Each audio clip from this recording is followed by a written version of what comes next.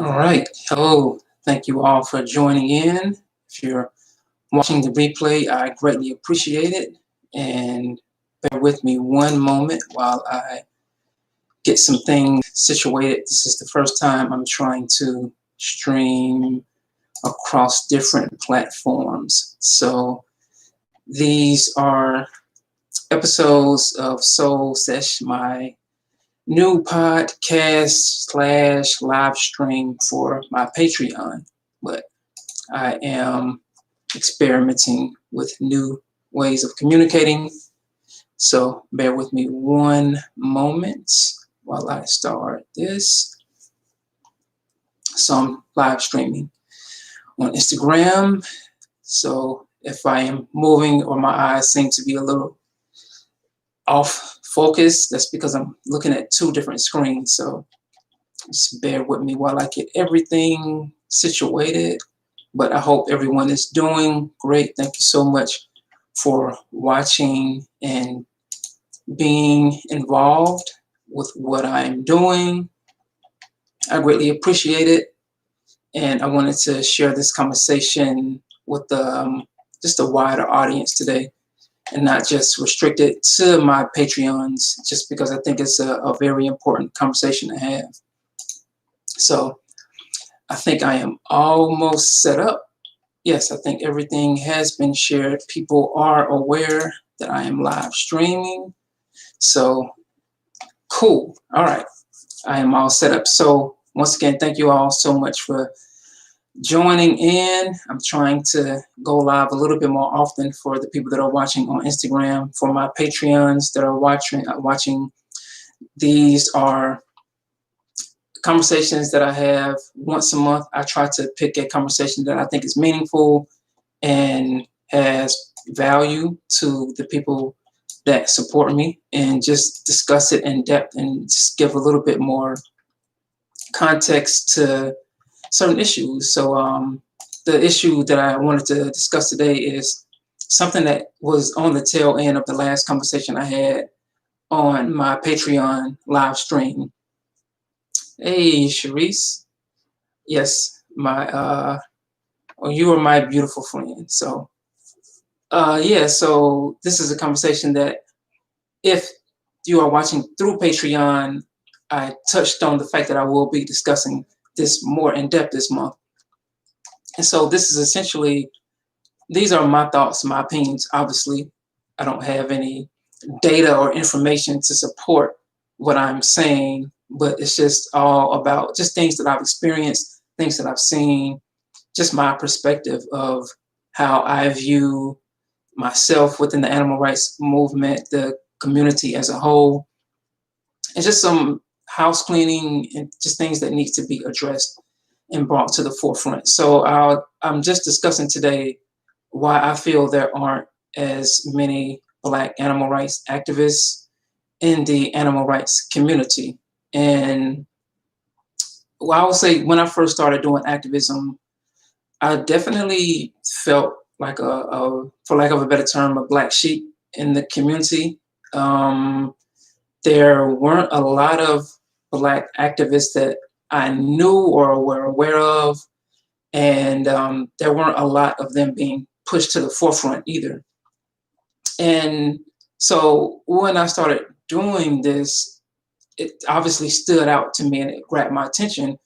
But I didn't let that deter me or stop me from doing activism, but I definitely noticed it.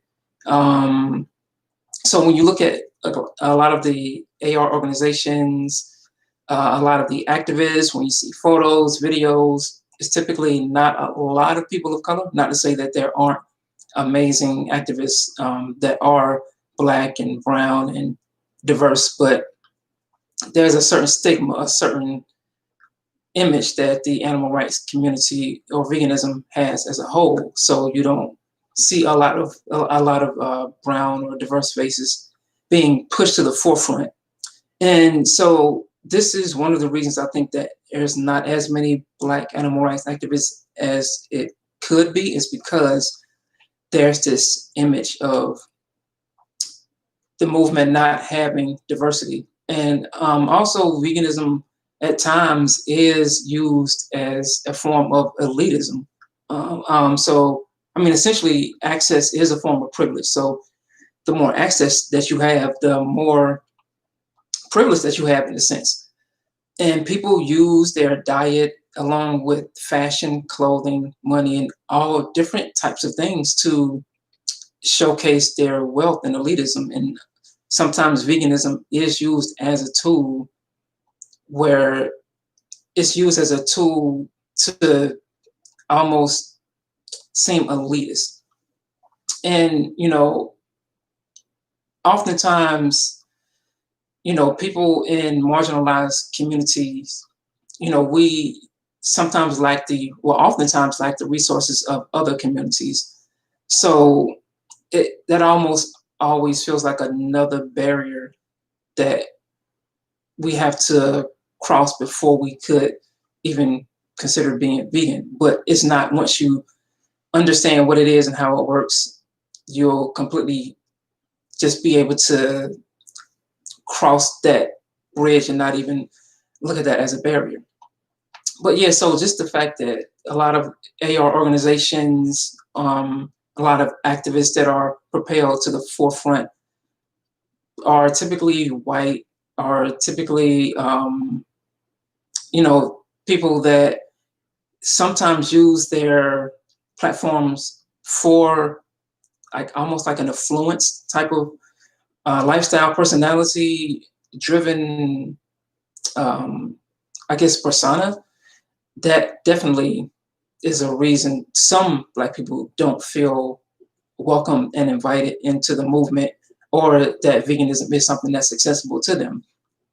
And I will also say that, like I said, when I first started doing activism, I was definitely one of the only Black people, like in the immediate city, I was one of the few. And, no one wants to feel out of place. No one wants to feel like they are the only person of their group being represented when they are participating in anything, be it activism or not.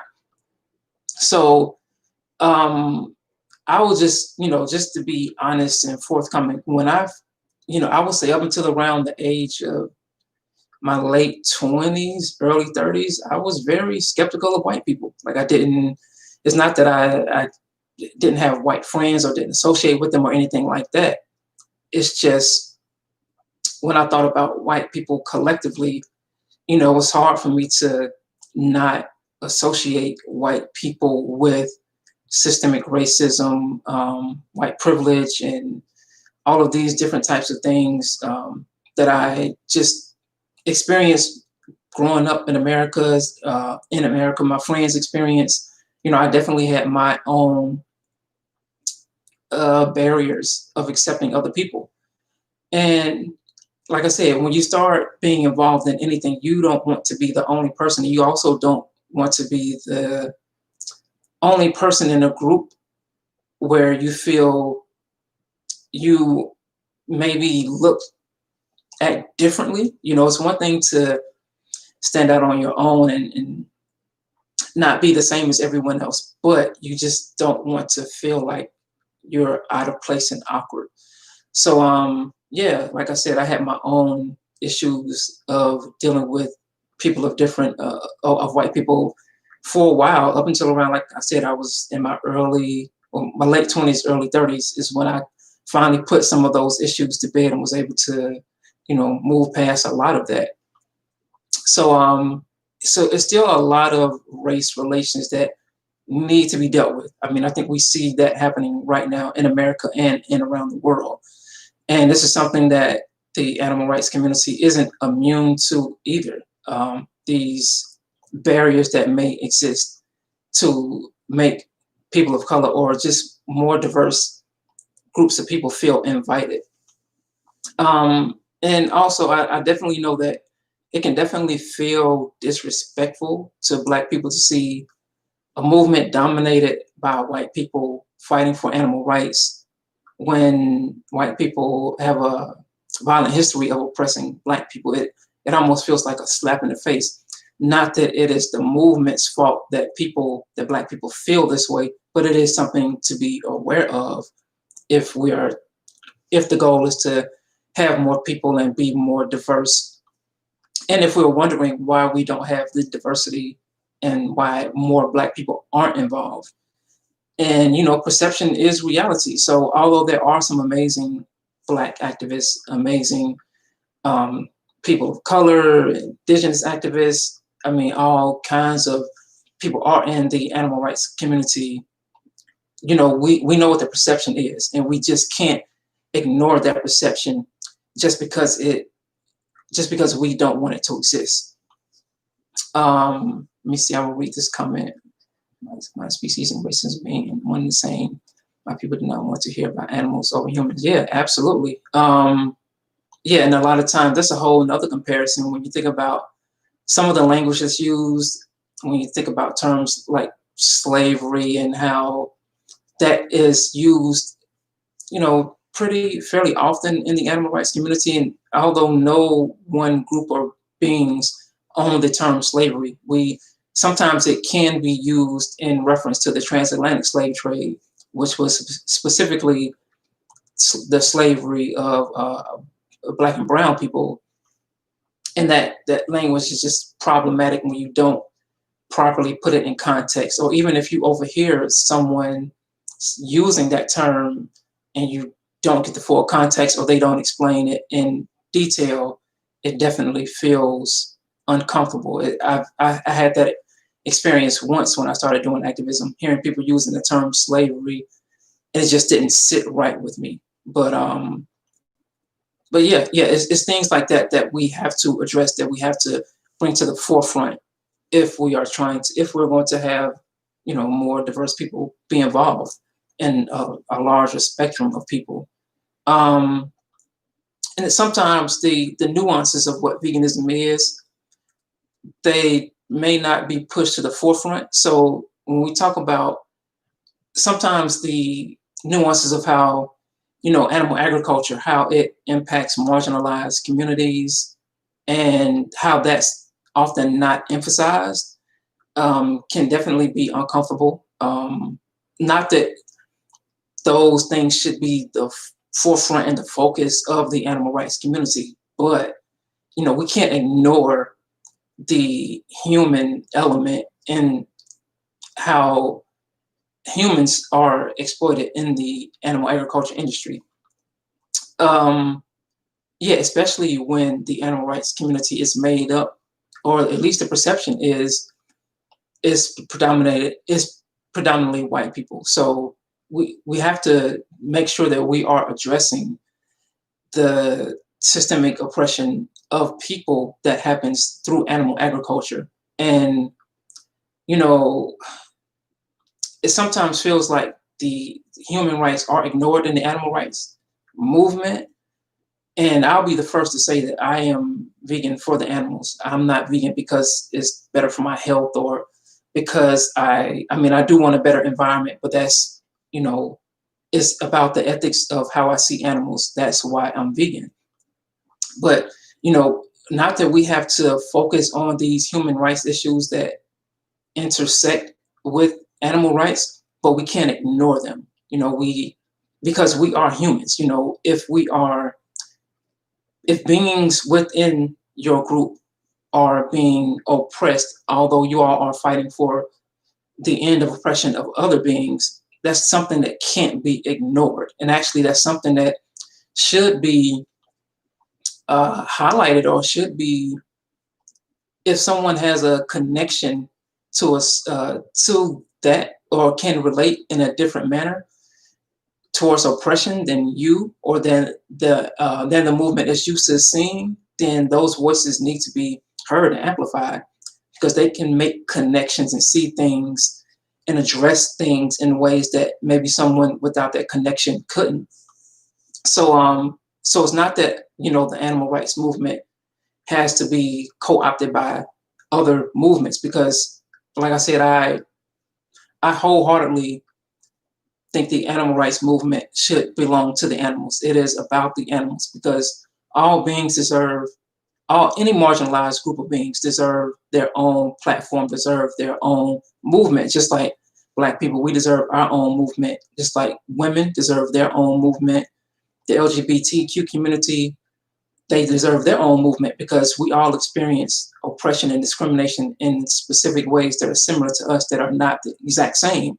So it has to be addressed by people and, brought to the forefront by people that experience it in their lives. And I think that animals deserve their own movement. So while I don't advocate that the animal rights movement be co-opted by any other group of beings, I do understand that we can't ignore the human element because unlike the other movements, the animals don't run the animal rights movement, humans run it. So we can't ignore the human element that exists within the animal rights movement because they are, they're intertwined. There is intersectionality. They can't watch it. Yeah, I don't often like to, I use the term anti-oppression instead of intersectionality, because intersectionality is actually specific to a certain type of oppression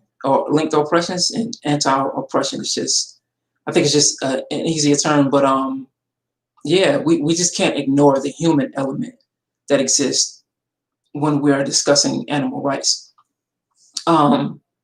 Yeah, and we just can't ignore those commonalities that exist between the oppression of animals and the oppression of humans. There's a lot of overlap, and there's a lot of things in common. But like I said, each movement deserves their own space.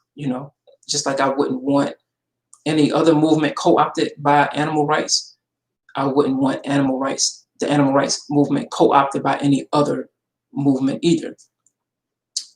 So, and another thing when I was talking about animal agriculture, so when I talk about how humans are exploited within animal agriculture, there are so many things that are specific to race that is the underbed of how animal agriculture operates. It is a very discriminatory industry. So when you think about how animal agriculture, it exploits humans also, not to compare the suffering that humans in the animal agriculture industries experience to what the animals experience, but we just have to highlight these things because typically marginalized people and Black and brown people are the ones that are being exploited first and suffering in these situations. So when you look at slaughterhouse workers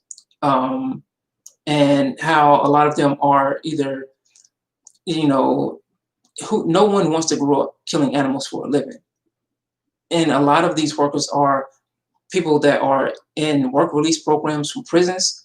And, we don't often speak about how dairy negatively impacts Black and brown communities disproportionately than the white people, because dairy isn't something that was consumed in a lot of indigenous and Black and brown cultures. It's something that's very relatively new, quote unquote new, the last 100 or so years to our diets. That's why most of the world is lactose intolerant. Also the environmental racism that stems from a lot of these slaughterhouses and processing facilities being in Black and brown and just marginalized communities. All of this waste and manure, this impacts our quality of air and our quality of water. And this is a component of environmental racism. Let me see what you said. So many famous vegans are terrified of intersectionality, for lack of a better word, because they're afraid of their own prejudices will be attacked. Yeah, and that's something and I'll discuss that later, how the animal rights movement isn't immune to the discrimination that happens in general in the world specifically. But yeah, so a lot of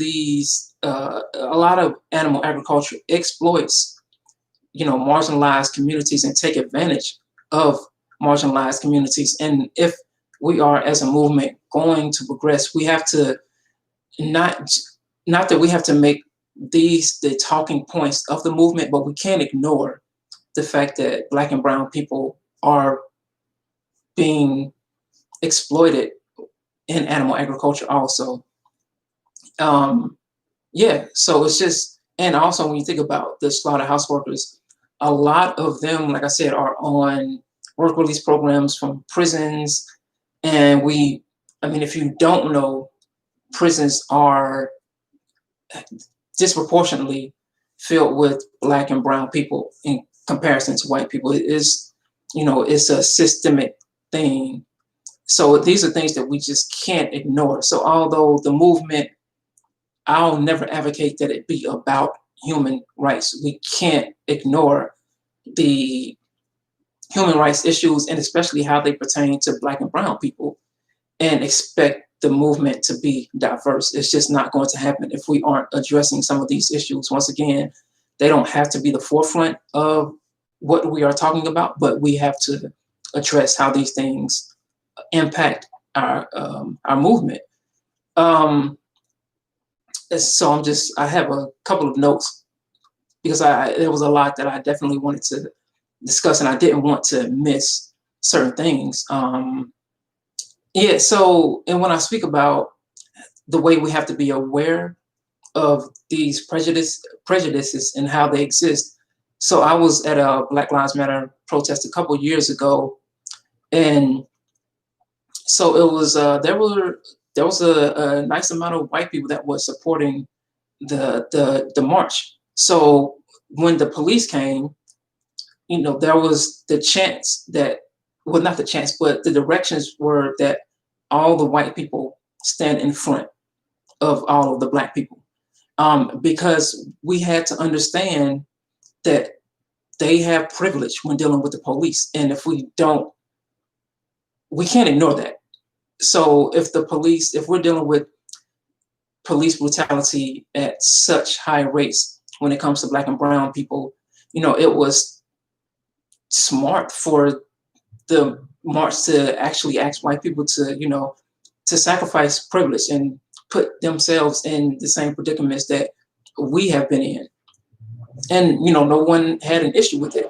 So once again, we have to recognize these practices and these layers of the onion that exist, because we have to expose them and try to understand how to attack them. And, I would say one thing also that kind of impacts the amount of Black and brown people in the animal rights community is, I'm going to address another point, but I'm going to tie it back into this subject. So in the animal rights community, there sometimes can be a certain amount of accepted hatred towards slaughterhouse workers, farmers, or people that abuse animals. And I've seen it firsthand. I've seen it online. And for those that don't know, I work with the Save movement on their social media team. So I respond to messages.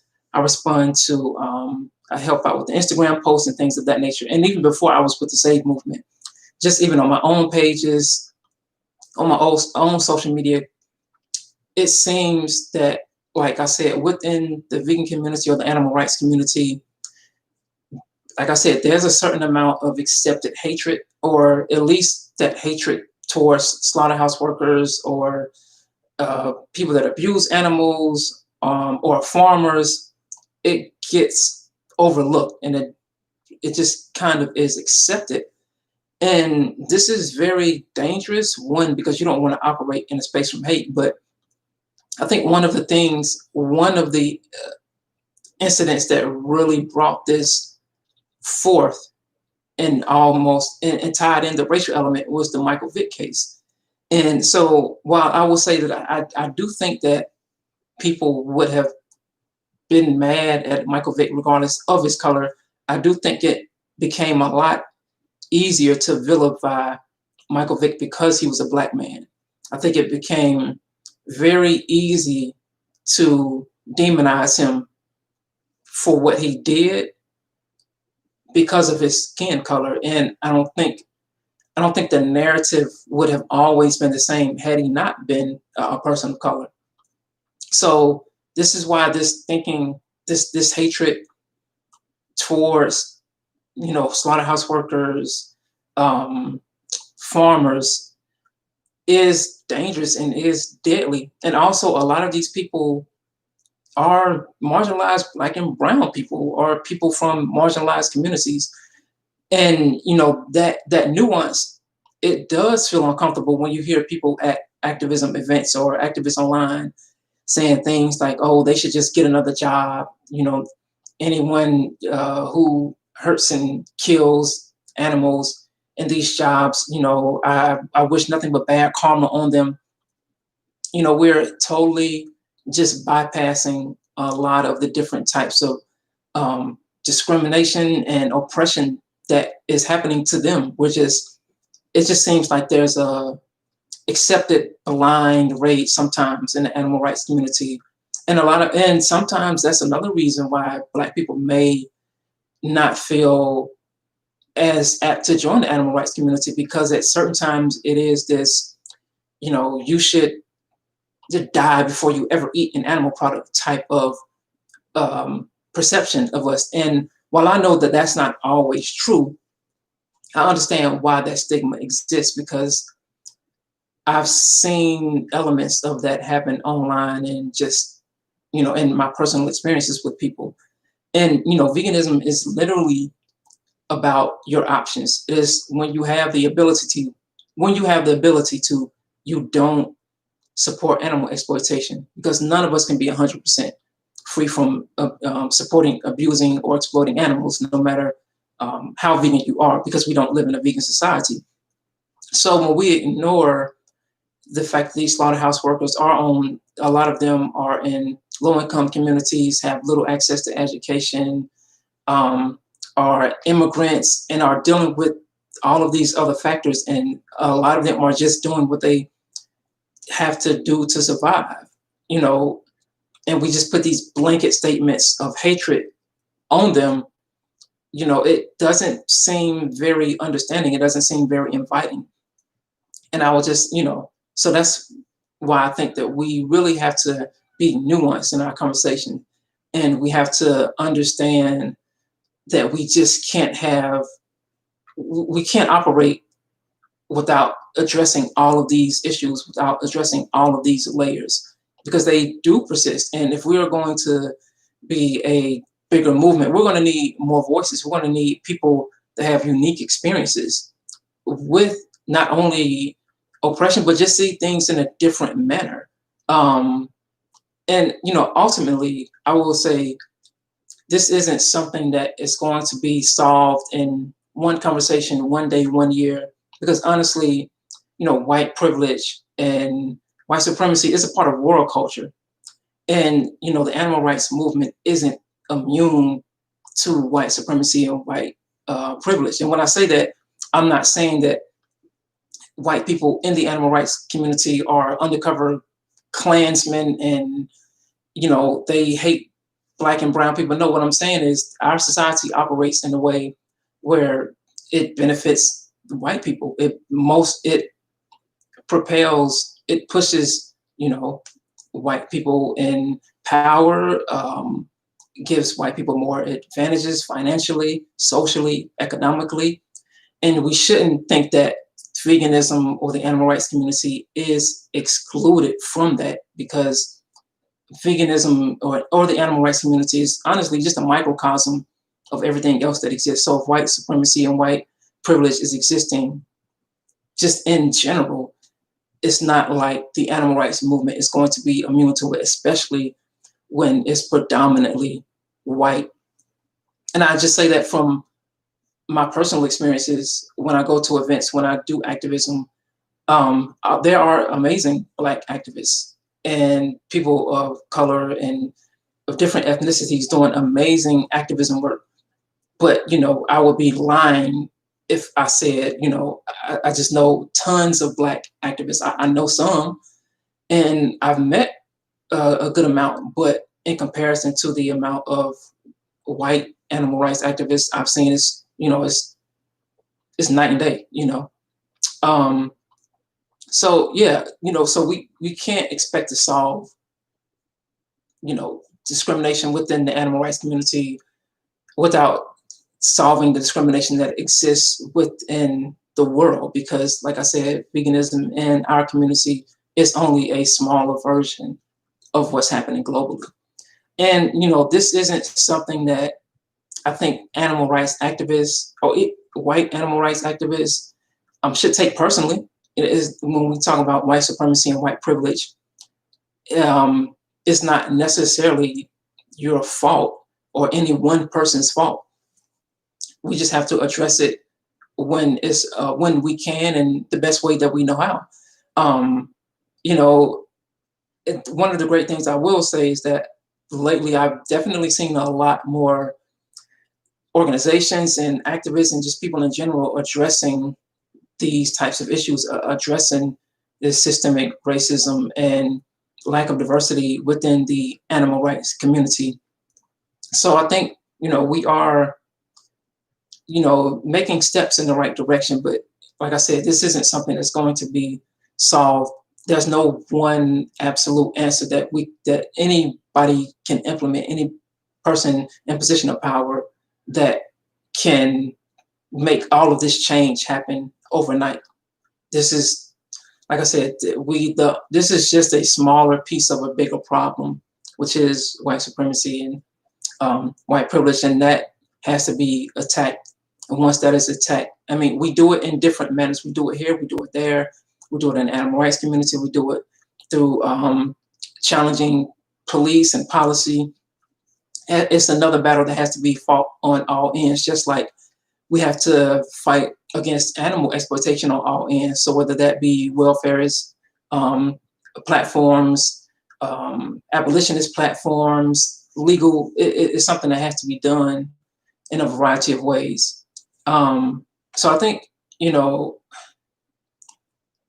one thing that I will say is that although I do understand that the animal rights movement is about animals, just as a person of color, some organizations and people don't feel the need to address human rights issues. And, I don't have that luxury. I don't have the luxury of not being able to address it. Like I said, I don't make it a focal point of my activism if I'm doing vegan outreach or whatever, to just shift the conversation to talk about human rights. But I won't ignore the issues that exist, the human rights elements that exist within animal exploitation and within veganism. So, like I just said, it's something that you don't have to focus on, but it's something you just can't decide to blanketly make a blanket statement and ignore. So I think one of the great things lately is that there has been a lot of focus on diversity and Black and Brown, Indigenous people, and a lot more people are getting exposure, but we're going to need to, do more than just share posts. I mean, we're going to have to really honestly listen, when people speak, when people from marginalized communities or Black communities, not all Black communities are marginalized, but when we have these voices in our movement, we should listen to them. We should follow them, subscribe to them. I mean, it's so many amazing people, from Tyra the Taurus, EA, AFCO, who else? Christopher Sebastian, Brenda Sanders, Chef Nikki. She's done some incredible activism. The Food Empowerment Project, Afro Vegan Society. I mean, we just have to intentionally look for these spaces, because if not, we don't want to exist in a bubble. I don't want to exist in a bubble.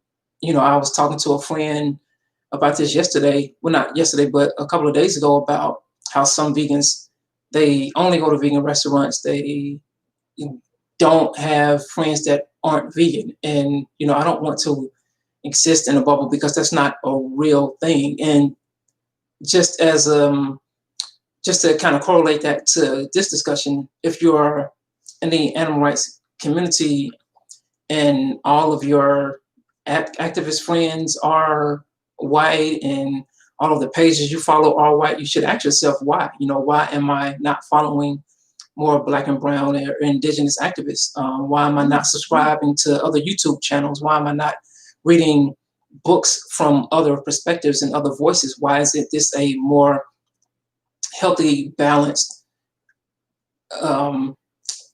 Why do I have certain? Why is it such a tunnel way of looking at it? Why is my perspective only seen through one lens? And that's just something that you can do on your own. Yeah. So I think that's it. You know, I think I didn't even realize it was like 30 plus minutes now. I haven't been paying attention to a lot of the comments. I've been trying to respond as I can. But yeah, this is something that I'm doing once a month on my Patreon. I do want to speak more on Instagram, but this is an episode of, I guess, my podcast that's exclusively on Patreon. I'm experimenting with it, and I just want to talk about things that like I said, bring value to people that are listening. So all right, if anybody has any questions, any thoughts, I saw a few people coming in and out on Instagram, and yeah, I'll hang on for a minute or two and answer some questions, wave back to some people. But yeah, let me know what you all think. What are some things that people can do? Will I do a link of Black and brown vegan activists? Yeah, you know what? Yeah, so I have a post on my timeline. It's about Black and brown vegan businesses, but yeah, I definitely wouldn't mind doing one. Yeah, I named some people before, but sure, I think I may just make that a post. So cool, I definitely will do that.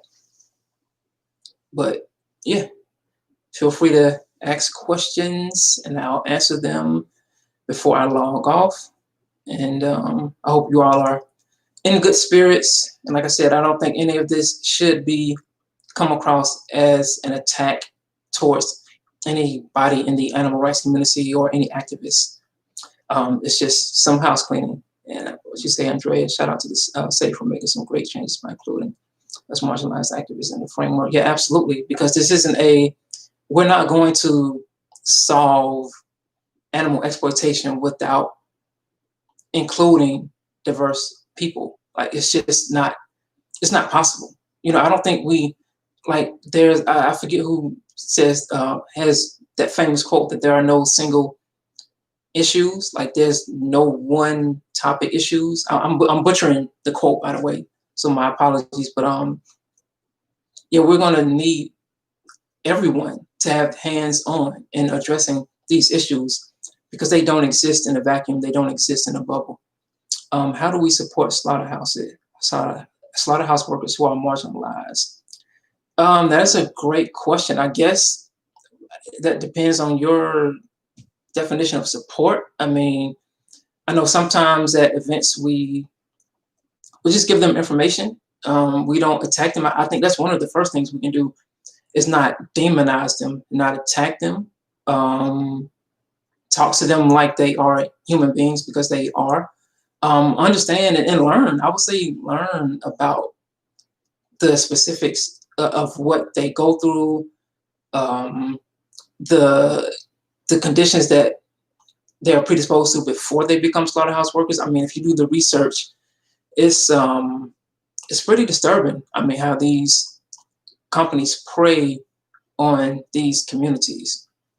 So I would definitely say doing some research, getting more understanding, and if you're ever in a position to talk, listen, you know, see their perspective. I've spoken to slaughterhouse workers, and it wasn't combative. I mean, they know that obviously I'm an animal rights activist. I'm totally against what's happening, but it's never a personal attack on anyone. Whenever I do outreach or speak to anyone, I'm never personally attacking anyone. So I think, you know, we can listen, have open conversations, and honestly learn from them.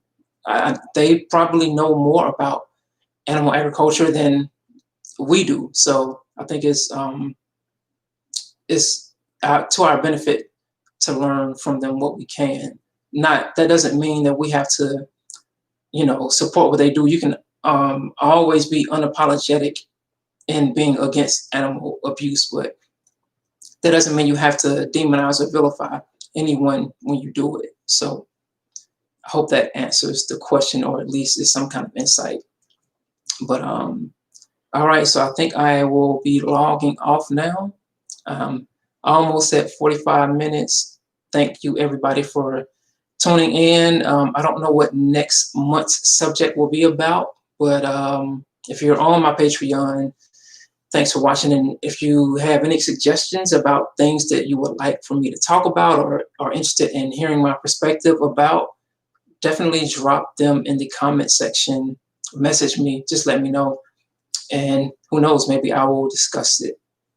But all right, I will be signing off. Thank you all so much for watching and listening and commenting and paying attention. I love you all. Peace.